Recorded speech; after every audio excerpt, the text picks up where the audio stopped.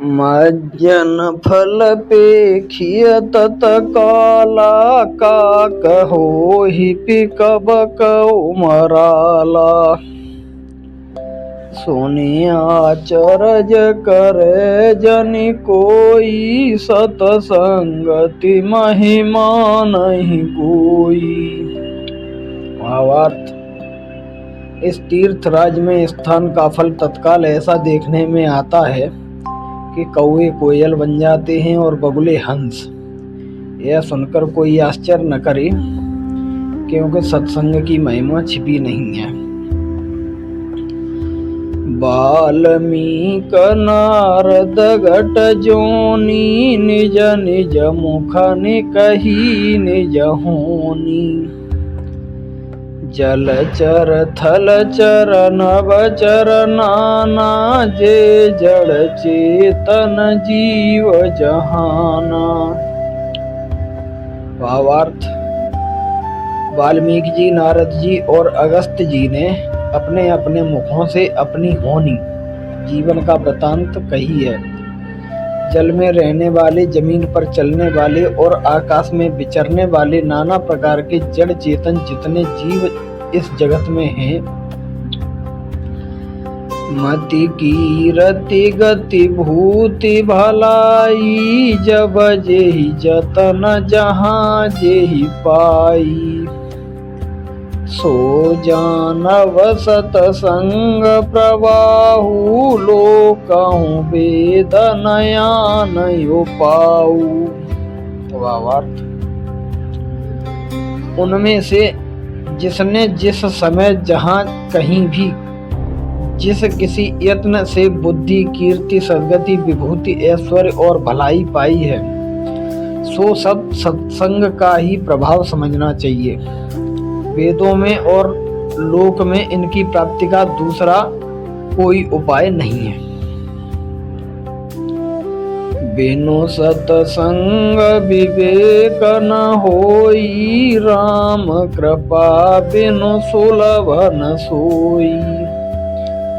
सतसंगत मुद मंगल मूला, सोई फल सिद्धि सब साधन फूला। भावार्थ, सत्संग के बिना विवेक नहीं होता और श्री राम जी की कृपा के बिना वह सत्संग सहज में मिलता नहीं। सत्संगति आनंद और कल्याण की जड़ है। सत्संग की सिद्धि प्राप्ति ही फल है और सब साधन तो फूल हैं।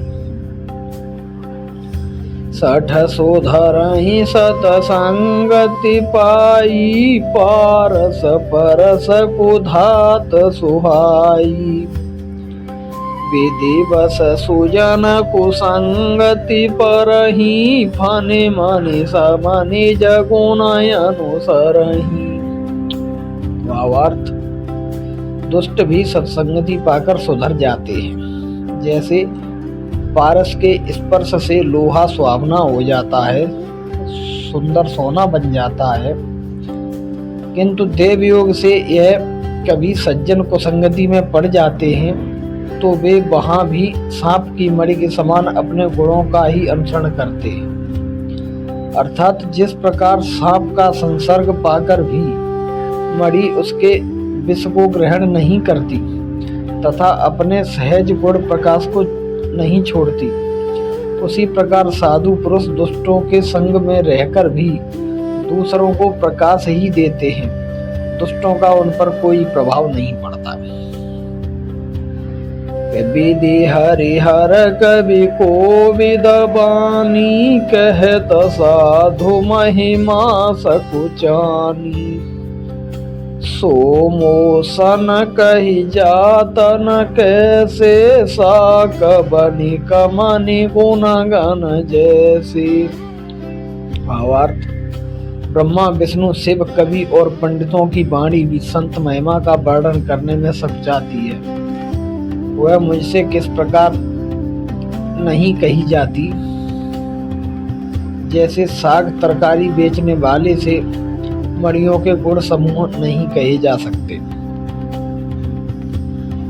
बंदौ संत समान चित, हित यन हित नहीं कोई, रामा हित यन हित नहीं कोई।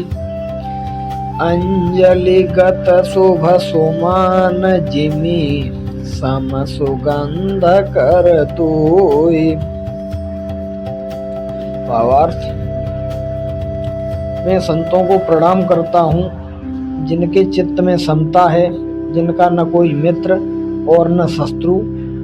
जैसे अंजलि में रखे हुए सुंदर फूल, जिस हाथ ने फूलों को तोड़ा और जिसने उनको रखा, दोनों ही हाथों को समान रूप से सुगंधित करता है, वैसे ही संत शत्रु और मित्र दोनों का समान रूप से कल्याण करते हैं।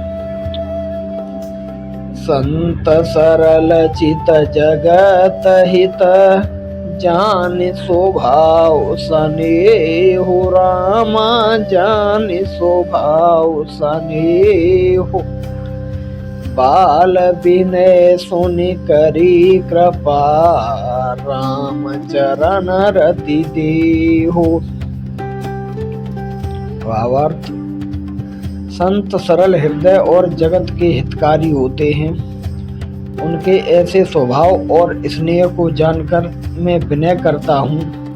मेरी इस बाल विनय को सुनकर कृपा करके श्री राम जी के चरणों में मुझे प्रीति दें।